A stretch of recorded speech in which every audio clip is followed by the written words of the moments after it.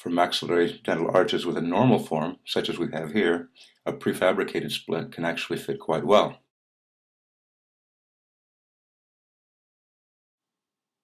With a smaller arch, the palatal extensions contact the premolars, so the splint does not fit properly over the anterior teeth. No problem. Shortening or removing these extensions would permit immediate relining. For the clinical case, we have intentionally selected a more difficult patient. With this narrow arch and somewhat prominent central incisors, the unmodified FOS cannot be placed over the teeth because the palatal extensions are in contact with the premolars.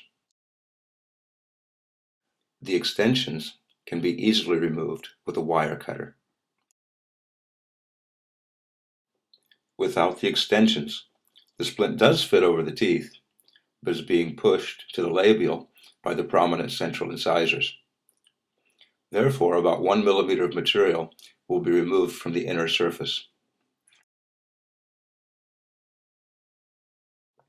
As you can see, the FOS now fits significantly better, and the position is stable.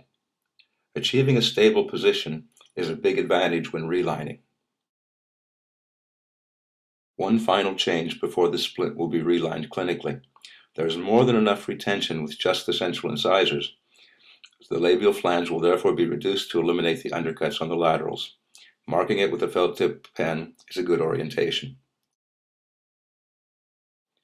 The undercuts on the laterals are now eliminated.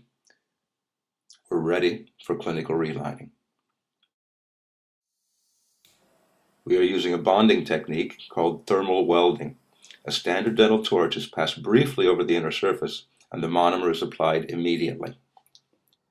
This surface is now a chemically active methacrylate and will bond to the relining resin. Cool the splint before mixing your relining material.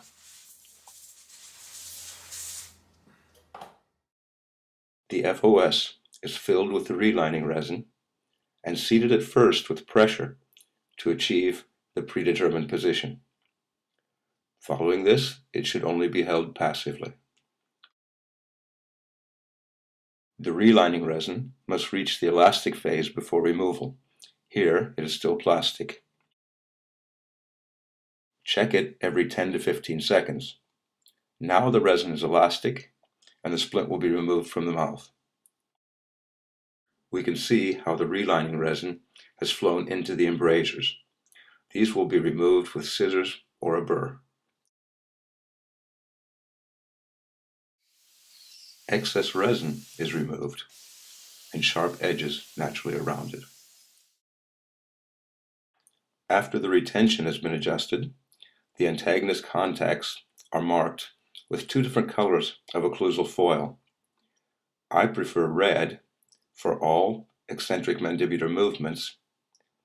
Following that, I mark centric contacts in blue. Here we can see centric contacts on the left central and the right lateral. First, the stronger contacts with excursive movements are reduced. The goal is to achieve an axial load of the mandibular incisors. The splint is placed back into the mouth and the contacts marked again with the same method.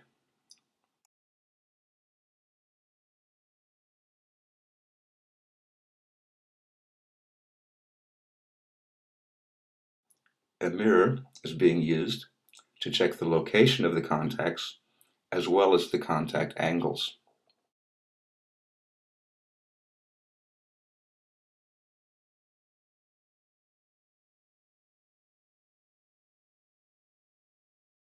Now we have 3 mandibular incisors in centric contact, and excursive contacts are okay.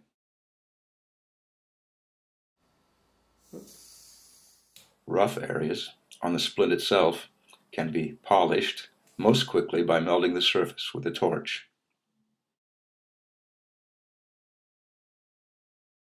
The edges near the relining material are polished conventionally.